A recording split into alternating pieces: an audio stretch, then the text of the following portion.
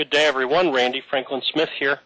Thank you very much for registering and attending today's webinar, Understanding Authentication Events in the Windows 2003 and 2008 Security Logs.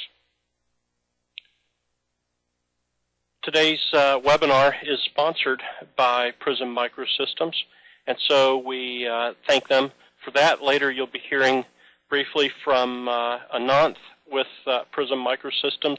You'll see how their Event Tracker Log Management System, SEIM system, addresses the types of monitoring of authentication events that we're talking about today. And I'll be participating in that discussion with Ananth. I'm quite familiar with Event Tracker, so you may be interested in some of the features or capabilities that I point out as well. And then after Ananth's demonstration, we will switch over to Q&A mode. So please ask us questions at any time during my presentation or Event Trackers, and we will entertain them all in order at that time. So, for today's webinar, here's what we'll be discussing. First of all, I'm going to give you a real quick introduction to Kerberos, and then we will discuss how the ticket operations in Kerberos correspond to security log events in the Windows security log. Once we give you that background right there, then we will say, all right, what can you do with those events? And so we'll cover quite a few things, such as being able to pinpoint when users initially log onto the network. Can we track them from their workstation and figure out other servers that they access? How do you decode those authentication failures?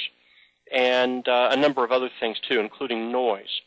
We will also be showing you these events both in Windows Server 2003 and in Kerberos as it is in Windows 2008. Also, in case any of you are still running Windows 2000 out there, chances are you are, some of those events are quite different, especially in the Kerberos area. So we'll cover all three. Now, quickly, the scope of this discussion, I thought it might be useful to point that out from the very beginning, is, this is Kerberos authentication events. So because of that, we're only talking about just the security logs from our domain controllers. And, of course, this category is limited to the account logon category. And within the account logon category, what we'll be looking at are, on Windows 2003, the events that begin with 670, so event ID 672 and on up. And then on Windows 2008, these are events beginning with 4768 through 4773. So with that scope in mind, one other thing to point out also is the difference between these two categories in the Windows security log. Log-on, log-off events are pretty much useful on your workstations and on your member servers, not so much on your domain controllers. Account logon events really should have been named authentication events. These events get logged on whichever computer actually performs the authentication. So anytime anybody logs on anywhere on the network with a domain account, then we'll see those events logged on the domain controller. The only time you get account logon events on member servers and workstations is if someone logs on with a local account on that computer. And if you do, the events will not be Kerberos. They'll be NTLM 680 and 681. All right, so with that background then established, let's talk about Kerberos. So Kerberos is a three-sided authentication protocol. It's based on tickets. So the first thing you do is you get a ticket to the domain controller, and then you get tickets to every computer that you access, including your workstation and then any servers afterwards.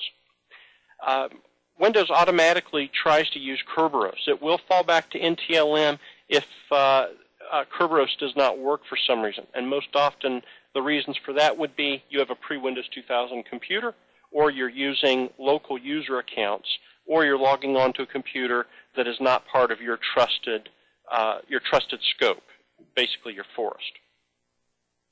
Now, In Kerberos, what are the three sides? The three sides are the client. And when a user is involved, a human, that is the user's account. That's the client. Not so much the workstation. Now, of course, workstations and other computers are clients when they talk to Active Directory. So, for instance, you'll always see a number of events logged whenever a computer boots up. And you'll see them on the domain controller. So every time any computer boots up, it's going to generate events on the local domain controller. And then periodically that computer will be generating events after that. Whenever it reapplies group policy, it'll have to go and get a ticket. It also has to renew tickets. So there's lots of Kerberos events generated by computers, and that constitutes a lot of the noise that we'll talk about later. All right, so client is basically the user, though. The service is whatever computer that user is accessing. Now, when a user initially logs on to their laptop or their desktop, one of the services that you have to get a ticket to is that workstation itself. So we're going to see that in the event log. And then if there's other file servers or application servers, whatever, accessed via Kerberos, we'll see those. We'll see tickets for those too. Now, the third principle is the KDC, which stands for Key Distribution Center in Kerberos speak. But in Active Directory in the Windows environment, that's simply your domain controller. So let's see how these three principles interact with each other for Kerberos. If you're interested, the security of Kerberos rests upon this right here. Each of these principles up there has a key, and that's simply the password associated with that principal's account. Everything else is, all of the encryption of these tickets is ultimately based upon those keys. Now, there's two kinds of tickets that you see in Kerberos, and consequently, there's two types of ticket events that you see in the security log. Service tickets are needed for every computer that you access. So if Bob logs onto his workstation and then accesses a file server and maybe Exchange, then that's going to result in at least 3 service tickets. You're going to see there's actually more for the domain controller too, but you see how you have to get a service ticket for every computer you access. All right. You also have something called a ticket granting ticket, and that's actually the first thing that you have to obtain when we're using Kerberos. That is the ticket that essentially authenticates you to the domain controller. And so a TGT or ticket granting ticket is the very first thing that you see granted in the security log. And that's useful to know because that represents your initial authentication to the Windows network. If we have a Windows network with Active Directory on an internal network only, let's just pretend for a moment we don't have any connections to the outside world, no extranets, no external email or stuff like that. In such a case, what you're going to see are that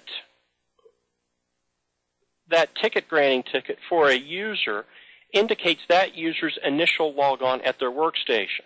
And we can verify that by looking at a few more events that come afterwards. So by the way, these Kerberos events are one of the few places in the security log where it's really useful to be able to look at patterns of events or to correlate multiple events. You'd think that would be really useful and that we'd be using multi-event correlation all over the place, but it's actually kind of limited. But this is, though, one of those areas, as you will see. All right. We also are going to see ticket granting tickets in other situations. So remember how I said initially, just pretend we don't have connections to the outside world? Well, the fact is we do have connections to the outside world, such as for extranet web-based applications like SharePoint, or even more common, Exchange clients, including your mobile devices. Believe it or not, those are going to be generating Kerberos tickets on your domain controllers as well, and we'll explain why and how and so on as we go. Now, here's the Kerberos process. Let's say this user walks up to their workstation and performs their initial logon with their domain credentials. So the very first thing the workstation does is connect to the domain controller and say, hey, I need a ticket granting ticket. Once the workstation obtains that ticket granting ticket, It then uses that ticket granting ticket. It returns to the domain controller with that TGT and says, okay, now I need a service ticket to myself for this user. So the workstation is saying, please give me a ticket that allows this user then to log on to me. Kind of seems like a formality, but it's necessary. Plus, it's useful when we are distinguishing interactive logons from other logons by looking at our Kerberos events. Now, subsequently, let's say the user accesses like this file server down here. Well, when the user tries to access that file server, the workstation knows that we haven't logged onto that file server yet, so it returns to the domain controller again presenting that TGT and saying essentially, hey, remember me? Now, would you please give me a service ticket to this file server down here? And then the workstation goes to the file server finally with that service ticket and says, hey, see, I got this from the domain controller. This vouches for my authenticity. And so the file server allows the user to connect and access resources then. That's a network logon to that file server. All right, but do you see, since the workstation had to go to the domain controller, that generates another event on the domain controller, which is going to tell us the user, the workstation, and the server all in one nice event. Now, like I said, you're going to get lots of other Kerberos events generated by computers. Every time a computer boots up, and then about every 90 minutes afterwards, you're going to see logons to the domain controller and then periodically ticket renewals. Now, we can recognize those. If you've listened to any of my webinars where I get into Kerberos, I always point out you can recognize these because the username is going to identify a computer. And how do you know it identifies a computer? Well, it'll end in a $sign. Computer names always end in a $sign. And this is good to know because this is going to allow you to filter out a whole bunch of noise from the Windows security log. All right, next. Here are the event IDs. This is primarily for your reference because I'll be going back through these event IDs later. I'm not going to call them out right now. But when I send you a link to these slides, you'll have this in the future. Here are all of the event IDs for Kerberos for Windows 2000. Notice how there's quite a few. How does that change when we go to 2003? Well, you see, the events that were dedicated to being failures get eliminated, at least as far as 676 and 677, and they get merged in with the successful version of those events. More on that to come. Now, what happens when we go to Windows Server 2008? Well, here we get the new 4-digit event ID, and here are the legacy event IDs as they would appear back in 2003. And if you'd like more information about any of these events, folks, don't forget that we have 2 different encyclopedias on just the Windows Security Log at ultimatewindowssecurity.com, so you can drill down and get more information on these events later if you need to. Now, let's show you how these events work. All right, so going back to the first scenario, a user logs on at their workstation, and that is with a domain account. So look, here's actually 4 different tickets that the workstation is going to obtain on behalf of that user just when they log on at their workstation. There's the TGT event, and then that's followed in rapid succession by 3 service ticket events. And the only thing that's really different between those 3 service ticket events is the service, and that's what's listed here in these bullet items. One of the tickets will list the workstation's computer account as the service.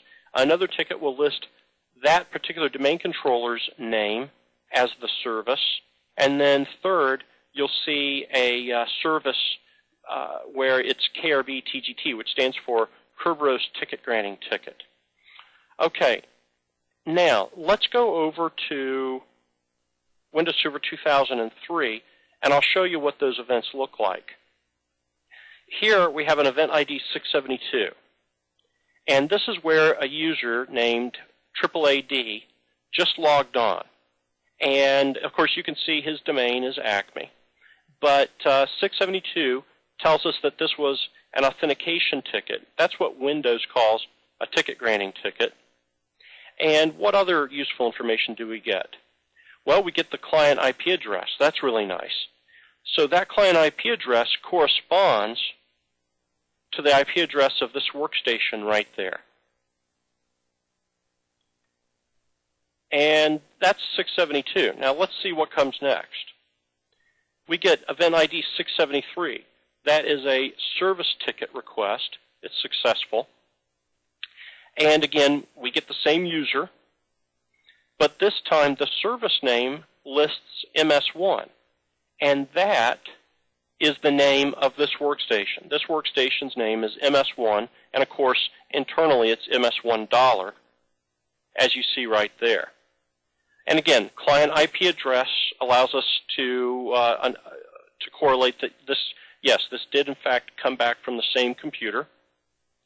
And the next 673, again, lists the same username, same IP address, but this time the service name is DC1, which corresponds to the name of this domain controller. This is my DC1 domain controller.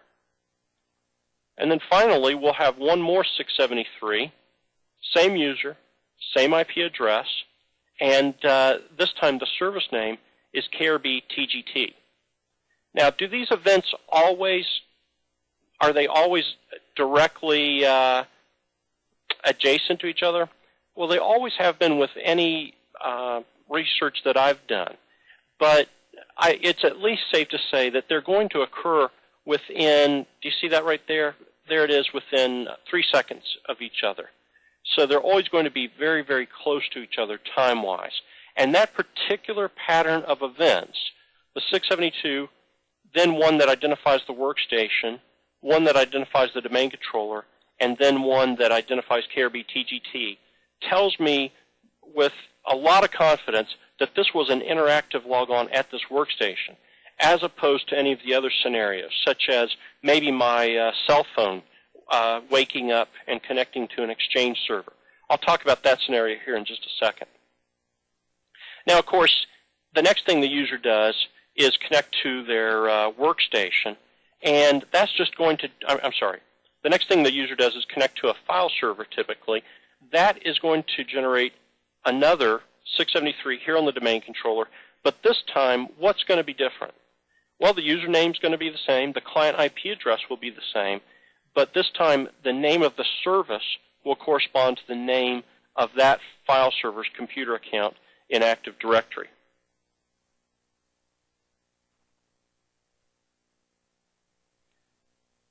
Now, what if it fails for some reason? Well, when the user attempts to log on, depending on the failure reason, you're either going to get a 675 or a 676. The only two times that I've seen a 675 are, one, and that, by the way, means pre-authentication failed, which is a particular phase in the Kerberos authentication process. But pre-authentication failures usually only occur because of a bad password or a time synchronization error. So the times have to be synchronized within 5 minutes by default between the workstation and the domain controller. And Windows handles that automatically. If it fails for any other reason, let's say this user's account is currently locked out or it's expired or they're trying to log on outside their time of day restrictions, then you're going to get event ID 676. Now, to find out exactly why, you'll have to look at the error code inside those events. And I can show that to you real quick here. I'll show you an example. Let's find a failure like that one right there, 675, failure code 18, and I happen to know that that means a bad password. Hex 18 means a bad password. And let me now give you a link right there. And there it is. Or it hasn't come up for you just yet. It's a couple slides ahead. Let me wait for it to update. Yeah, that link right there takes you to the Windows Security Log Encyclopedia at my website, and it documents all of the Kerberos errors defined in RFC 1510, and then further it maps those to the specific reasons why a logon can fail in Active Directory. So you can refer to that later. There's also a link there for access to RFC 1510 if you're interested in learning more about Kerberos from its actual specification. And let's see here. About the only other thing that you might see are if a service ticket fails for some reason, you'll see event ID 677. But I have not identified any reasons why service tickets fail that would be of real security relevance. It's usually due to some kind of operations or network problem. So it might be useful to you from a diagnostic point of view, but I'm not interested in service ticket failure events or renewal events from a security point of view at all.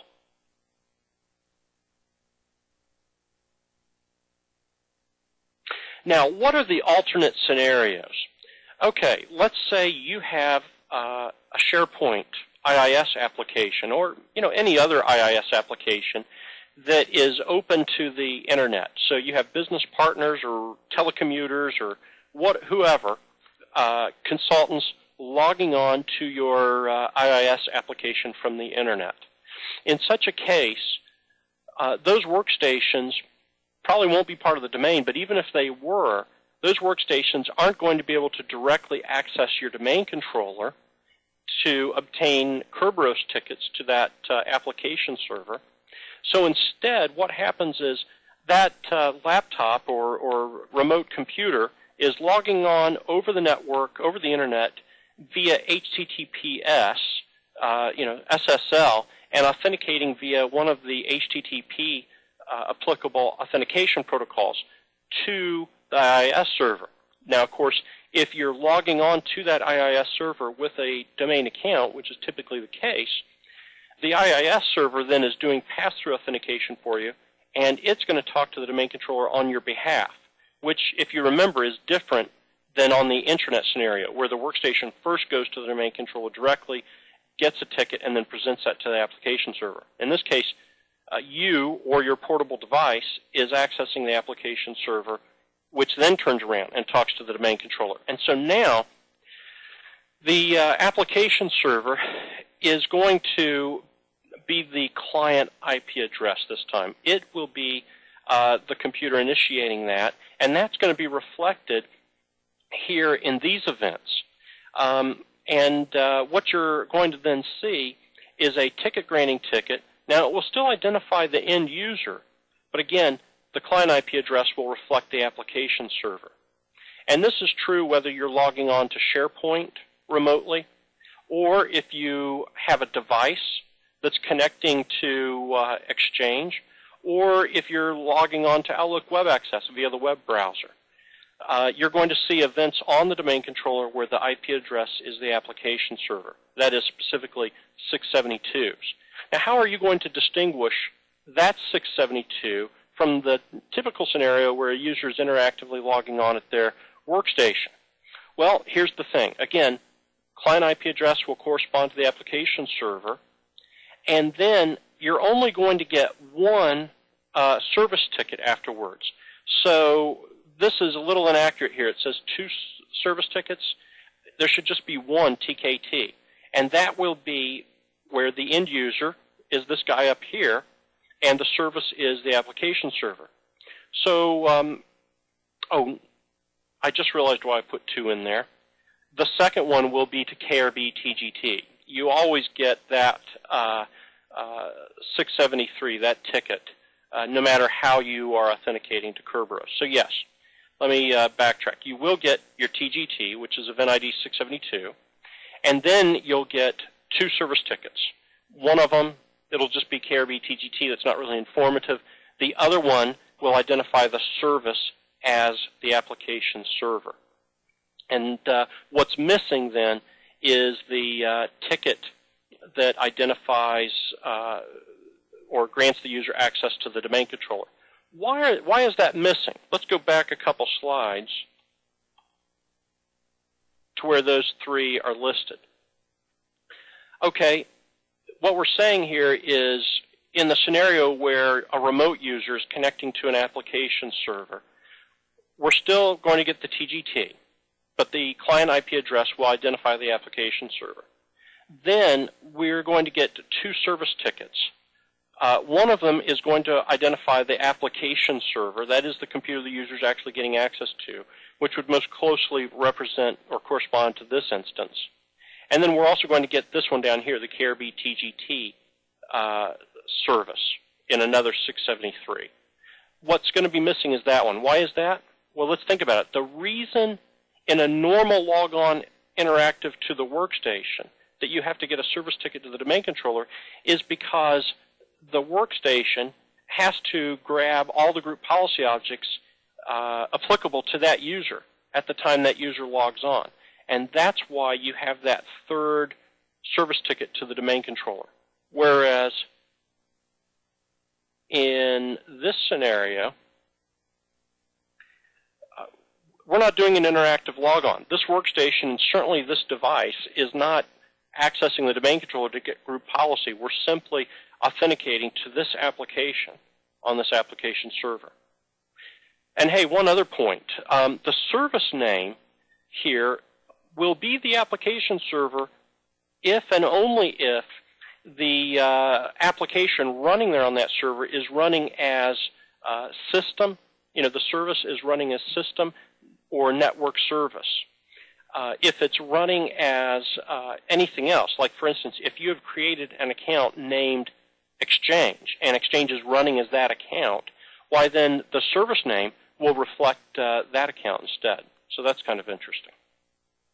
And of course, that'll be a dead giveaway that somebody was accessing Exchange, because it'll show up that way in the domain controller, whatever that account's name is.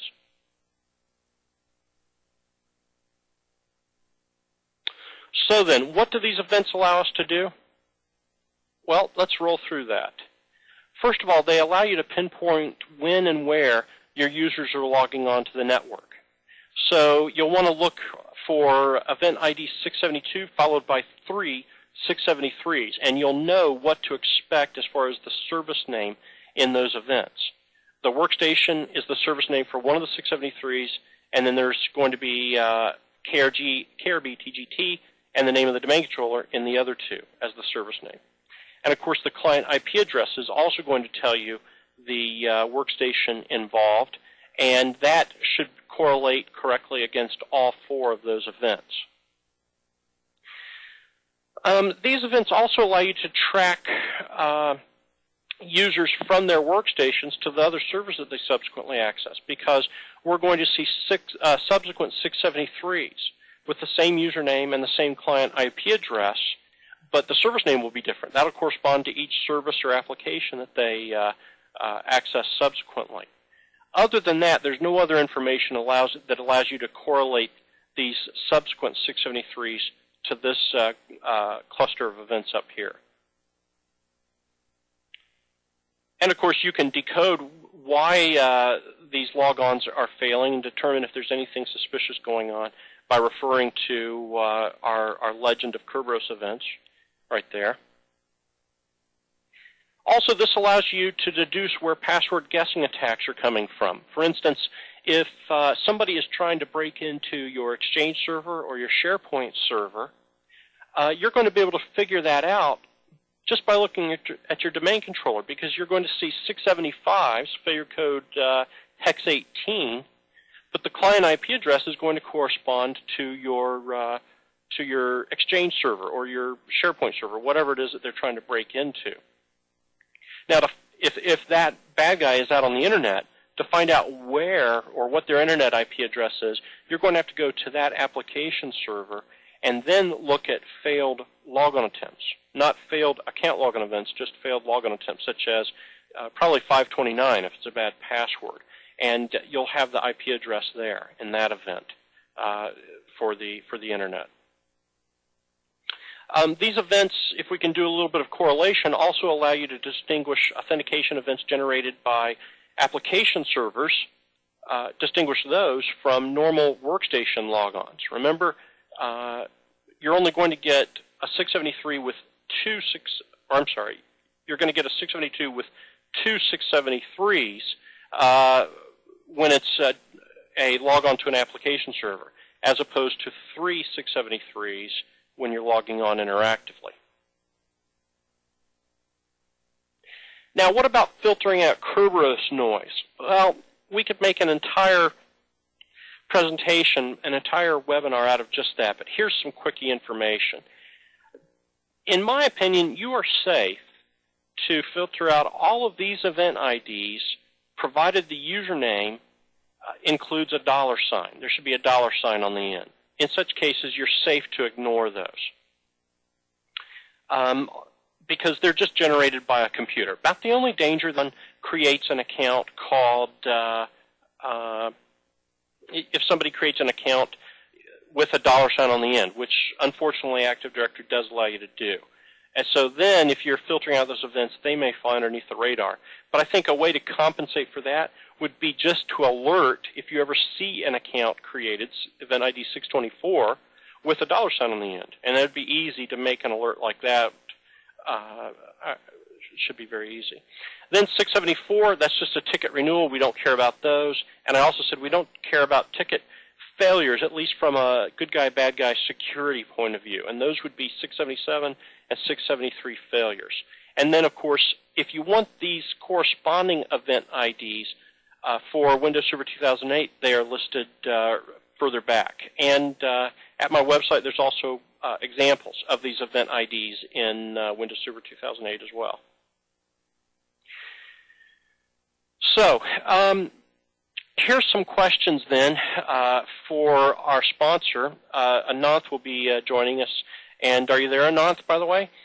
I am. All right, great. We've got some overall questions to you that I'll throw out, and then you can cover them in the course of your presentation, whatever order you want to. But I know people will be interested in knowing, can you collect all these Kerberos events from all the domain controllers? That's a lot of events to collect. And do you have built-in reports already for analyzing Kerberos events? How do you filter out the noise? But I'll turn it over to you. You can cover those during the course of your presentation. I'm also going to make you the presenter here. And then after that, we'll have Q&A. Okay, it's all yours. Thanks very much. Folks, if you followed all of that, you're obviously a security admin, you're a Windows sysadmin, and a power admin at that. The level of detail that Randy presents is really not for the faint of heart. Now, if you're trying to manage a large enterprise with all of that knowledge and really flying with the event viewer that Microsoft supplies, then you're really trying ditch digging with your hands. What you really need is a power tool, and our solution, Event Tracker, is that power tool. Aside of doing all of the stuff that we presented, that was presented just now, in other words, slicing and dicing the event logs, particularly from Windows, Event Tracker is a full-fledged solution that also offers you correlation. We talked about the initial user logon as an example of that. And it also includes a really nice analytics console that allows you to do whatever it is that you wish with logs. And I'll show you that in a demo. The other big thing about Event Tracker is it supports the new gray list, white list model, which has become very popular and really necessary given the threatscape that we're facing in 2008. That apart, one reason to do this is to take care of compliance, or a variety of compliance modules are also available, and it's a really easy system to deploy and use. This is the context for the demo. So you have typically in your enterprise a variety of machines. We support Windows, of course. We also support Unix and other devices such as Cisco and Checkpoint and NetScreen and so on. But focusing on Windows, of course, you would have domain controllers, you would have member servers, you would have workstations and so on. And what the solution is doing is it's consolidating logs from all of these locations into one place so that you can slice and dice and analyze and do the sorts of things that were just described here in the last half an hour. And I'll show you that as an example. We also store logs over the long term in a compressed format so that you can keep them and play the what-if games later, not necessarily on the fly. And you can also offer up access, if you wish, to this entire thing via a browser, so that if you're remote or your auditor is somewhere else, all they need is a browser and you can allow them to get in. I'm not going to go too much into the architecture of the product. Rather, what I'll do is I will focus on the demo itself. And here I have the product console, and I am receiving events from a variety of machines in my lab. We have both 2003 as well as 2008 domain controllers. So for instance, Cobalt Blue is a 2008 domain controller, as is Server 50, whereas Rainbow 2 is a 2003 domain controller. Now, the product allows you, so since I'm managing or I'm monitoring a bunch of different machines in our environment, we have our production domain controller as well as a test lab that is reporting in here, and you're seeing events as they occur in near real time.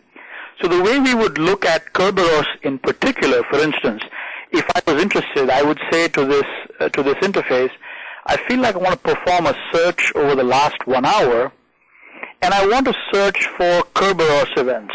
Show me Kerberos events. So then I'd pick, say for instance, all Kerberos events, and I might pick a group called domain controllers and add those. I have 2 of them. And now I'm saying, go back over the last 1 hour and please find me anything associated with Kerberos. And here it is off and searching. Right? So it's locating within its event store a variety of events associated with Kerberos. And you will see that some of these are 4-digit. For instance, this one. This is a service ticket being granted, right? And you can see that there's a $sign associated with it, 4-digit event ID, versus something that came out of a classic 2003, and you see that this is the VSS server dollar, right? So you have quickly a mechanism using this search, which is more or less along the lines of Google, to identify these sorts of things. Well, that apart, we can then go back and say, that's very nice, but I really don't want the noise. I mean, you heard about how you'd really like to see that to be done without the noise. So then I could pick another category, and I'll show you how you create these categories with a filter, right? And again, I want this from my domain controllers over the last 1 hour. Now, aside of, I saw the last time I had 116 events without the filter, but when I apply the filter, and I'll show you how you apply filters, I'm seeing really only about 55, 60 events. Well, it's still going. 79 events. So this has changed the dynamic here. I don't want really the noise. So this is a quick way for us to filter out the noise. By the way, how do you do that sort of thing in Event Tracker? It's really reasonably simple. What you say is, I create a category, and here I am creating a category. So if I look, for instance, at the Kerberos events, right, I see that they're identified by those event IDs that we spoke of. The 4678s, because that could come from a 2008, the 673s and the 674s and the 672s. So any events that match these event IDs will be picked up. Well, that's kind of nice, but what about with the filter? Well, with the filter, what you would simply say is, you'd apply that same thing with the filter, and now here you notice that we have a description that allows us to filter. So here I have a regular expression. What we know by examining the Windows Server log is that you're going to have the following, and this is described as a regular expression. So if you're familiar with regular expressions, this will make perfect sense to you.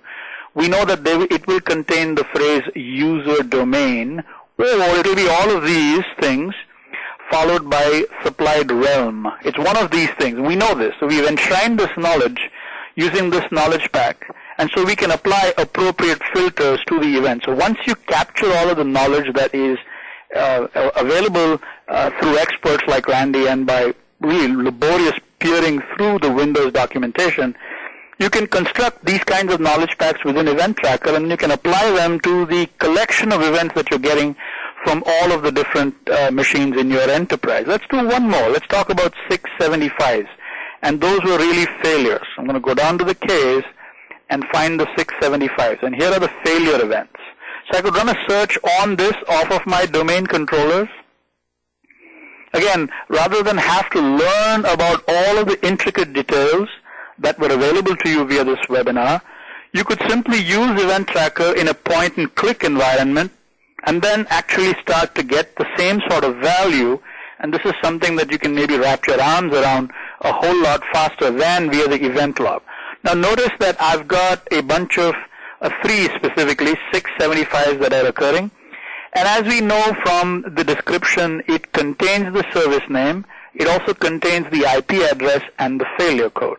Now, one of the irritating things about Windows Event Log, as Randy has pointed out often to us and others, is that there's a wealth of information contained in that description, but it's not always particularly useful. And you wish that you could get a report that kind of summarized all the interesting stuff and left out all the stuff that isn't tremendously interesting.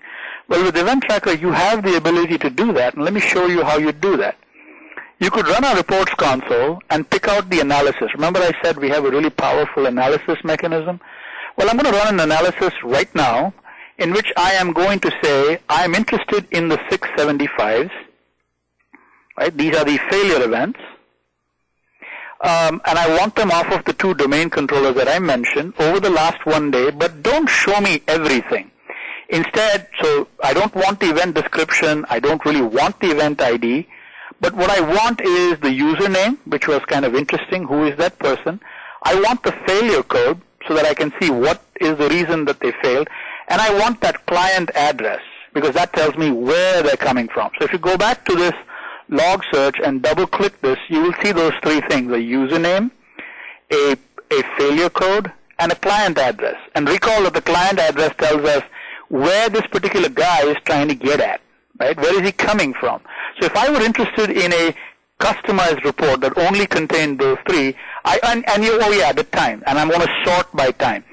Now I could also filter this. So for instance, I might only be interested in attacking the word administrator, the user administrator, or perhaps John Smith or somebody, but in this instance, I won't do that. I'll just plow on and run this report. The idea being, I want a formatted report that will really give me only the interesting bits of information that I care about and not drown me in the gobbledygook that really exists in that 675. A lot of that information I'm not particularly interested in. And oh yes, I'd probably like to see this report on a regular basis in some sort of scheduled fashion. And I can do that as well. So here you have, for instance, the report, and I've got this output in Excel. And you can see that this is a lot more tractable. And I have sorted by time. I know who the user is, I know what the failure code is, and I know what machine they're coming from. So I could, for instance, quickly grab this column and say, sort this. And now if there's a password guessing attempt going on, I could have sorted perhaps by client IP address, and I'd see that the same IP address with rotating username would be my clear-cut tip-off if this kind of thing was going on. Now, you really don't want to try this with something like Event Viewer because it would take you a very long time to catch all the domain controllers in your organization, consolidate the logs, weed out the 675s, bring them somehow into Excel, cut out the parts that you don't care about, and sort them in order to get this kind of report. Too tedious. With Event Tracker, it's a few clicks and you're done. And oh yeah, of course, you can schedule this report so that you can see it on a regular basis. And if you're changing your mind as to what the format is, that's something that you have control of. You're not stuck to some vendor-defined format. And yeah, we have those as well, 800 or more of them. But perhaps you'd be interested in this kind of power if you're able to follow along with the sorts of things that Randy just showed you here. We have tons of reports available, and they come in 3 categories: compliance, and we support things like Sarbanes-Oxley or the payment card industry across a variety of platforms. We have security reports, and the classic one that everyone really likes is the log-on failure. So you could run something like that, really quickly against your domain controller, say, for example, over the last 1 day as a summary, perhaps sorted by user, and you could quickly get a glimpse of what's going on. And of course, you could of course, schedule all of this kind of stuff. This is an example of a predefined report. You don't have now the option to define the output format and the columns and so on. It's one of the 800-odd reports that we've generated. Now, as you can see, it's pawing through, in this instance, taking about 40 seconds, it's pawing through all the logs that have been available over the last 24-hour period in order to produce this report in a format that we have previously defined here at Prism. And in the instance that you don't want this kind of a report, you can make your own. But here's the predefined format. You get your pretty graph and you get your result sorted in the order of the number of instances. So, for instance, you really don't want to go chasing after the one login failures because they're probably instances of fat fingers. But if you see large numbers here, then that's clearly something that would be of interest to you. Oh yeah, you can annotate this report and you can say I reviewed it and things of that sort. From the operations perspective, if you're concerned with managing a large number of machines, specifically Windows, we've got a ton of reports available for you. Printer utilization, software being installed, removed, changes that might have occurred, a variety of applications that we support, and of course a variety of regulations such as Sarbanes-Oxley are also available to you. So it's really I'm really not anxious to talk about all of the features of the product. We're happy to do that if that's something of interest to you.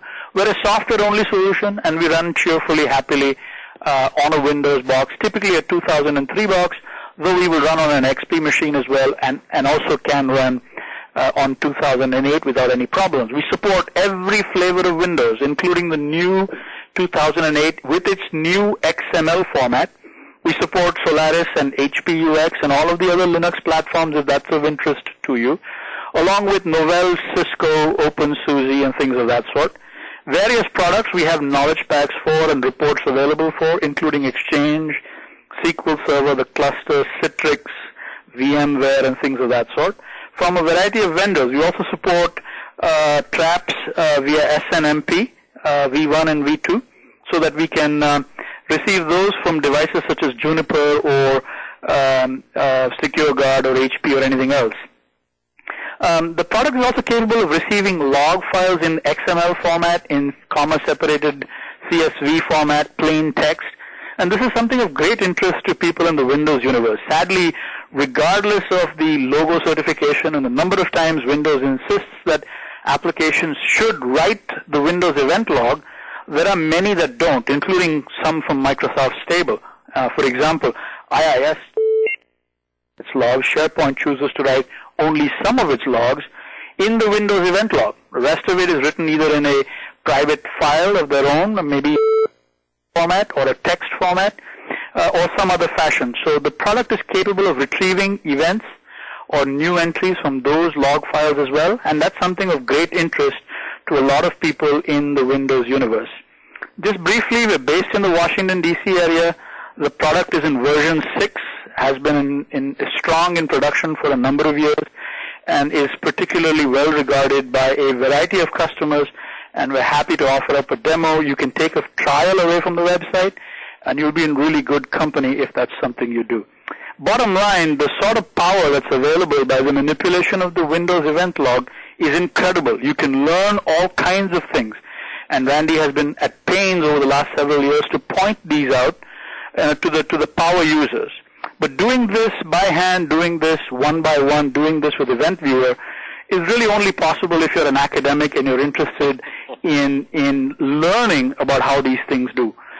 If you really want to take advantage of all of this knowledge and apply it in any kind of enterprise situation, you really do need a power tool. If you need more information on our solution, all of it, including the solution itself, is available at that website, eventlogmanager.com. And with that, Randy, I turn it back to you. Okay. And the reason I was laughing, Ananth, is you call it an academic, I call myself a nerd. So, but maybe I should just be an academic on the Windows security log. Well, thank you very much, Ananth. And the part that I love about that every time is the fact that you already parse out those columns, and it's just so easy to put together a report that gives you one tiny little line per event. I have no time to look at reports that dump out the entire text of the event, of every single event, and it just generates a 100-page report. Nobody can deal with that. So that's one of the many things I like about Event Tracker. All right, so let's talk about questions and answers. And folks, we will entertain all of your Q&As, and certainly please ask any questions about Event Tracker, our sponsor. That's why Ananth is here. One of the questions is to do with, let's see, I lost the question. Let's get it back here. There we go. Yes, in my Windows 2003 environment, I get a lot of failure events 672 that do not register the IP address. Is that normal? So it is. There's a lot of weird things that you get in the log, and I know you probably don't like to hear this, but if you attempt to track down every weird event that you get in the log, you'll be a lot like that character in the movie The Dream Team, the guy that saw one little piece of paper blowing around on the sidewalk in Manhattan, stooped to pick it over, and that was the end. His life was never the same. That's all he tried to do the rest of his life, and they finally put him in an insane asylum. And that could happen to you if you try to track down every strange anomalous event in the security log. There's just so much inconsistency with how these events are generated by Microsoft code. But that's the long answer. The short answer is yes, you'll get some like that, and typically that means someone was logging on or something, some software, at the domain controller itself. Let's see here. Next question. Given a specific username, how can I tell when and where, i.e. what workstation name, not IP address since we're using DHCP, they logged on to the network, as well as what servers did they access? All right, so that's actually not too hard. In fact, we could produce a report like that in Event Tracker, for instance, easily by just doing a filter on event ID 672 and 673. And in fact, we don't even need 672. Just getting event ID 673 and displaying the service name. That's what you'll want, is the service name. Probably filter out where service name is Caribbean TGT. We don't need that. And so what would that give you? That would show you the workstations and servers that that user logged onto, and it would also show you the domain controller. So there's going to be a little bit more information there than what you want, and I think Ananth is putting that together right now. I think we want 673, right, Ananth? 673 it is. Yeah. And I'll be this way. I'll be to show you what this information would be like, and you'll be able to see if it fits your needs or not. And this is for Todd. So I've got two machines here, and I hope that within the last one day that they would have done it. One is a 2008, and the other is a 2003. Cool. I should have probably picked only the 2003. 673's wouldn't occur on the other one. I can tell you what event ID it is on 2008. Well, here you have it then. Okay. Now I can play games and filter out stuff. So for instance, if I was really only interested in this guy, namely me, I could pull that out. Sure, and we could easily parse out a column for just service name too, right? Yes, we could. Service name, in this case, it's this particular thing. So let's just go back and do it one more time. This time parsing, pulling out only the service name, but 673s. So you'd quickly do this, pick an analysis. I'm only interested in 673s. Here you go. And I really only want them from that one domain controller. And I'll pick it up over the last 1 hour just to make it a little bit snappier. And I don't want the description, I only want the service name. Lemeno PQRS, service, I don't have it, I'll add it. Yeah, there it is, isn't it? Oh, I guess that's just service. Okay, sorry. That's service. That's, by the way, another thing you can do here really quickly, is if you don't see it, and I add don't the care about it. username, Ananth. Sorry? Add the username too, please. Add the username, it's done. Add the username as well, and away we go. So if you've got columns that for which we don't have a delimiter available, you can simply add them that way, and you're done. Okay, so perfect. Here's the service name. Yeah, very nice. All right, so that's the easiest. That's how we could get closest to that, Todd. Otherwise, if we're going to pull out just the workstations, you would need some way, Todd, of producing a list of your domain controllers and servers and filter those out of the report. And because there's nothing in that's provided in the Windows security log that's going to say, hey, this is a workstation, this is not a server or a domain controller. And you may not want to get rid of that anyway. But there you go, right there. Date, time, the service name, which is the computer, and you could easily add a filter in there to get rid of those KRB TGTs, which would just filter out yet a little bit more noise, and you've got your usernames. All right, thank you. Maybe while I'm answering some other questions, Anant, do you want to just throw in a filter to get rid of KRB TGT? Yep, no problem. All right, so I'll go on to the next question here. We got two questions about FSMA compliance, Anant, so I don't know if you can talk and configure Event Tracker at the same time, but that's a question for you. Do you have FSMA compliance modules? Yes, actually we do. If you look within our reports console and you pull down the compliance tab, you'll see that we've got a variety of FSMA things that are ready to go right here. All of these are predefined reports. You just simply schedule them. You say what's the set of machines that you want me to attack, and we're there. We're very popular with the government crowd. Quite frankly, in the current situation, they're the ones that seem to have infinite amounts of money, and they have the need as well because we're seeing audit problems come through all the time. We also support DCID 6/3. If you're in the intelligence space, you can get this thing on GSA if you're interested. And we have lots and lots of references. Happy to do those. All right. I didn't see a lot of KRB TGTs, quite honestly, so I'm not sure what the filter will accomplish. There was some in there, and there are a lot. There's basically one for every time you log on. Oh yeah, I see them. Yeah.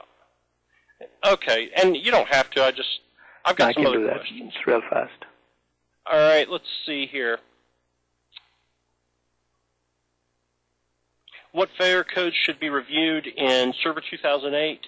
Well, I assume you mean what you're saying here. Failure codes are not event IDs, and so it would be the very same failure codes as what we have in 2003 because they're based upon the same RFC 1510. I cheated, Randy. I've only found a couple of handfuls. I deleted them from the Excel. Oh, okay. Fair enough. So, Keenan, I'm not sure about that.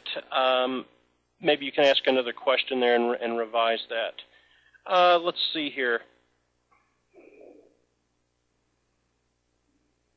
Now, Warren is asking, with regard to Event Tracker, Anant, regular expressions seem adequate for accepting events, but can you use them for rejecting events? Yes, actually the foundation of Event Tracker is built on knowledge. Once you've got the framework down to receive reliably, store them, it all comes down to your understanding what a Veritas is saying or a tipping point is saying or a Windows box is saying. So a lot of the work that we do is associated with knowledge base, and that has to do with regular expression. We use them for alerts, for correlation rules, to accept, to reject, to filter, to unfilter, to define suspicious traffic, all these sorts of things. You don't have to know them, but if you do, you can really take Event Tracker for a wild ride. So the answer is absolutely yes. And we're supporting Perl-compatible regular expression. All right. Yeah, there's no reason why you couldn't reject with the regular expressions as well as accept. With Event Tracker, without Event Tracker, what is the best way to find the source for an account lockout? And that question comes from Andy. So what I always tell people there, if you don't have an event log management solution, you need one. But regardless, there is a suite of tools. There's a little toolkit from Microsoft for tracking down the source of account lockouts. But basically what I would do is just filter your logs, and you're going to have to filter all of your domain controller logs with Event Viewer on 675 failure code hex 18, and then look at the client IP addresses of where those are coming from. Let's see here. Next.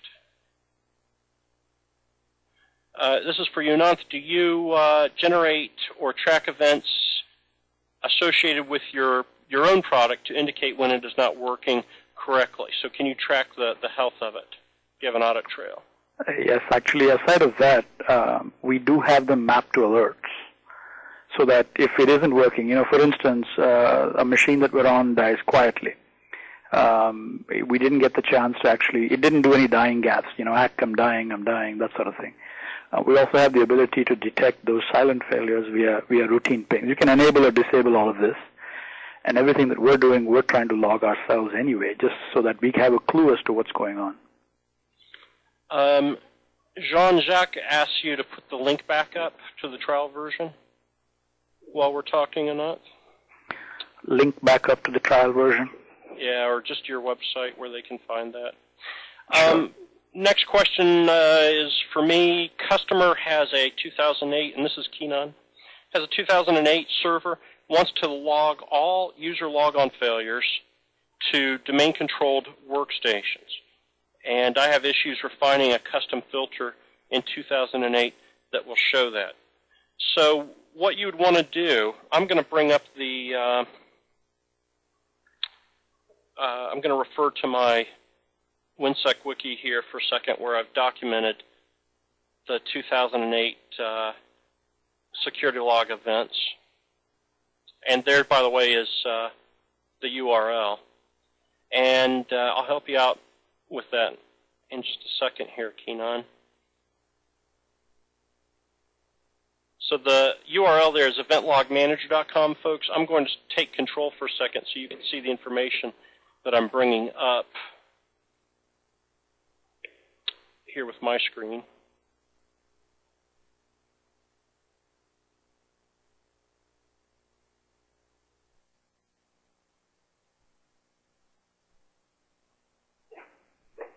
All right.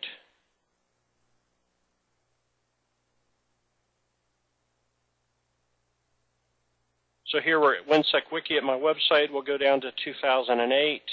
We'll go into account logon to your Kerberos authentication service, and that's what you're going to want. That's your subcategory.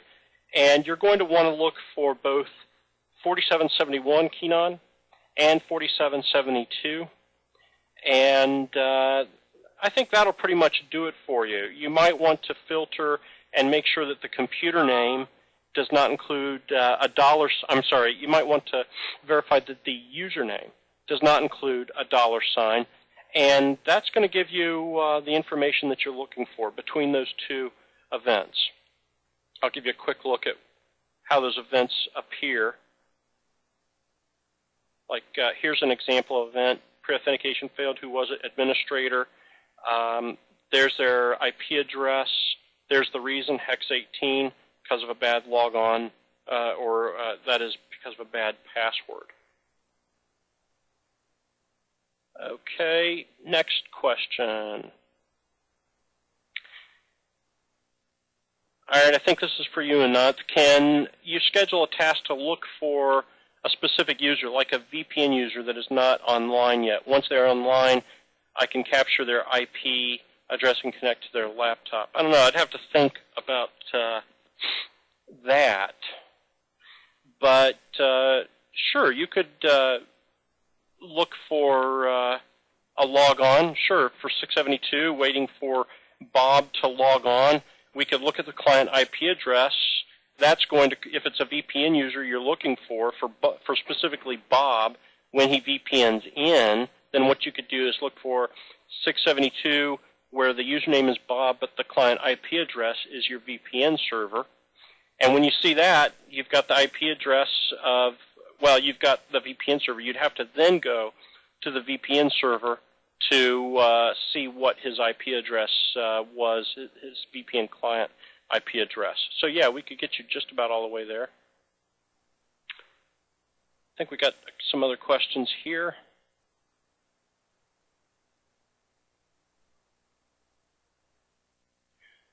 Does your product and thanks, folks, for alternating back and forth between the two of us. It's funny how that worked out. Can your product work with other log mining and consolidation products? So I guess maybe they already have a product that's really good, or maybe they just have a product already out there licensed and operating that's grabbing event logs, but maybe that product, and I'm not going to mention the one here that they've mentioned, but I know for a fact that it is, in fact, not good at doing reporting and analysis. Could you somehow ship those events over to your product for reporting and analysis? There are a variety of ways to do that. It would depend on the specifics there, but we could be in front, they could be in front. We could forward to them, they could forward to us with your servers being minimally disturbed.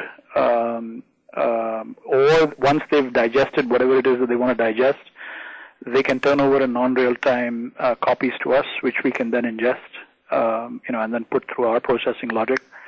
We routinely cohabit with things like OpenView and things like Tivoli.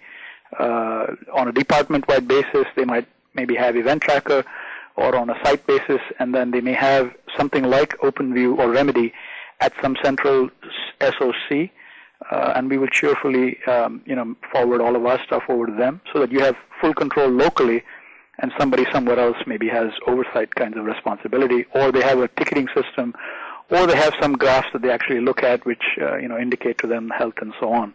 So those kinds of cohabitations are also quite possible. Thank you. And I tell you, folks, what you bring up there, Sriram, if I'm pronouncing your name correctly, is a valid point. There's quite a few log management products out there, or log consolidation products. They'll grab the logs, but there's not much you can do afterwards with them. And the company that you mentioned there, Sriram, I've never been able to get them to sponsor one of my webinars because they know that afterwards they're not going to be able to demonstrate the capability to really do the kind of analysis that you need that you were able to see with Event Tracker. So I think that's kind of an interesting point. How do I find the type of operating system application event codes generated by SQL Server and their meaning? Well, Warren, we're coming up with something on that. That's another event encyclopedia that we are working on, so stay tuned. And let's see, next question. To capture different logs in a scheduled manner, JC is asking, will I need to create multiple capture jobs, or can they script one capture job? So I think that's for you, Ananth. We operate in real time, so there's no job per se. We will either run around and poll, or our agent will send stuff to us. So we will cheerfully receive from an IBM ZOS at the same time, from a Windows box at the same time, from an IIS application or from a Veritas application or any of that. There is no concept of scripting and capture, unless, of course, for instance, if you're a Cisco box, you will simply tell the Cisco box to send the syslogs to us, again, happening in real time. Scripting comes in when you want us to be agentless, and therefore you're telling us that you're not prepared to have any sort of agent, and there is no other mechanism by which logs can be brought here, and so we must run out and pick them up. But in general, that tends to be the exception. We can certainly do that. We do that within, typically the Windows environment. But outside of that, there needs to be a mechanism that gets it. We support a variety of agents, both written ourselves as well as third-party. So usually the concept of scripts and capture doesn't apply. All right, thank you. And I believe that's the end of our questions, too. Folks, we thank you very much, as always, for registering and attending.